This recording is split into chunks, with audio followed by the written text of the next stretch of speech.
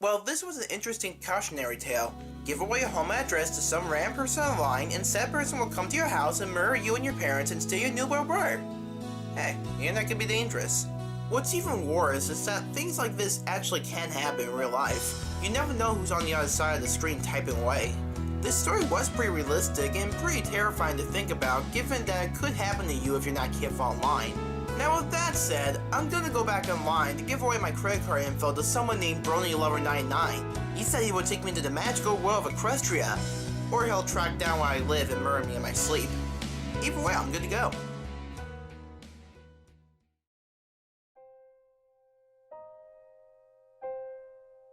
Son, we need to have a chat about internet safety. I slowly crumpled down to the floor next to him. His laptop was open, and he was playing Minecraft on a public server. His eyes were locked into the action. Comments scrolled down the side of the screen at a chat box. Son, can you stop your game for a minute? He exited the world, pulled off the laptop, and looked up at me. Dad, is this gonna be another cheesy, scary story? What? I faked hurt feelings for a second, and then grinned at him. I thought you liked my cautionary tales. He grew up listening to my stories about children who encountered witches, ghosts, werewolves, and trolls. Like many generations of parents, I use scary stories to reinforce morals and teach lessons about safety. Single dads like me use all the parenting tools at their disposal. He scrunched his face a little. They were fine when I was 6, but now that I'm getting older, they don't scare me anymore. They seem kinda silly. If you're gonna tell me a story about the internet, can you make it really, really scary?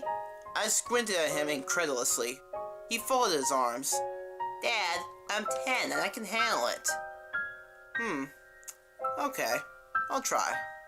I began. Once upon a time, there was a boy named Colby. His expression indicated that he wasn't impressed with the terror of the introduction.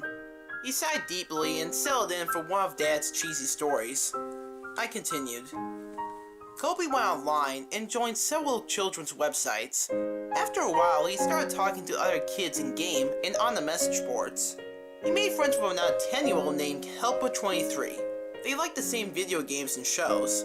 They laughed at each other's jokes. They explored new games together. After several months of friendship, Colby gave Helper23 6 diamonds in a game they were playing. That was a very generous gift. Colby's birthday was coming up, and Helper23 wanted to send him a cool present in real life. Colby figured it wouldn't hurt to give Helper23 his home address, as long as he promised not to tell it to any strangers or grown-ups. Helper23 swore he would not tell anyone else, not even his own parents, and set about mailing the package. I paused the story and asked my son, "Do you think that was a good idea?" "No," he said, shaking his head vigorously. In spite of himself, he was getting to the story. Well, neither did Colby. Colby felt guilty about giving away his home address, and his guilt began to grow, and grow. By the time he put on his pajamas the next night, his guilt and fear were larger than anything else in life. He resolved to admit the truth to his parents. The punishment would be steep, but it was worth it to have a clear conscience.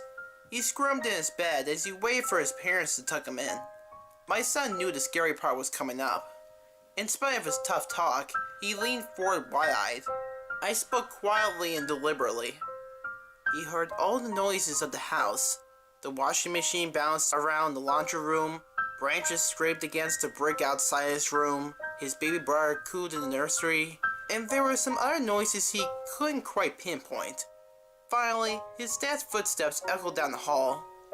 "Hey Dad," he called out nervously. "I have something to tell you." His dad stuck his head in the doorway at a weird angle. In the darkness, his mouth didn't seem to move, and the eyes were all wrong. "Yes, son?" The voice was way off too. Are you okay, Dad?" the boy asked. "Uh-huh," sung the father in his strange, effective voice. Colby pulled up his covers defensively. Is Mom around?" "Here I am!" Mom's head popped into the doorway below Dad's. Her voice was unnaturally fake. "Were you about to tell us that you gave our home address to Helper23? You should have done that! We told you to never give out personal information on the internet!" She continued. "He wasn't really a kid! He just pretended to be one! Did you You know what he did? He came into our house, broke in, and murdered both of us! Just so we could spend more time with you!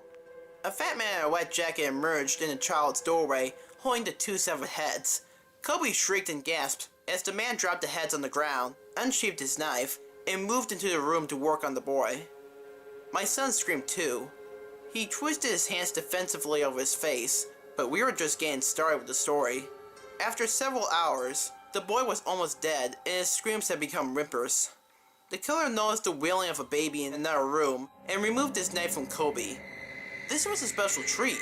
He had never murdered a baby before and was excited about the prospect. Elbow 23 left Kobe to die and followed the cry through the house like a homing beacon. In the nursery, he walked to the crib, picked the baby up, and held it in his arms. He moved towards the changing table to get a better look, but as he held the baby, the crying died down. The baby looked up and smiled. Elbow 23 had never held a baby, but he gently bounced it in his arms like a pro. He wiped his bloody hands on the blanket so he could stroke the baby's cheek. Hey there, sweet guy. The beautiful rage of sadism melted into something warmer and softer. He walked out of the nursery, took the baby home, named it William, and raised him as his very own. After I finished the story, my son was visibly shaken. Between Rag's stagnated breaths, he stammered, But Dad, my name's William. I gave him a classic dad wink and tousled his hair. Of course it is, son.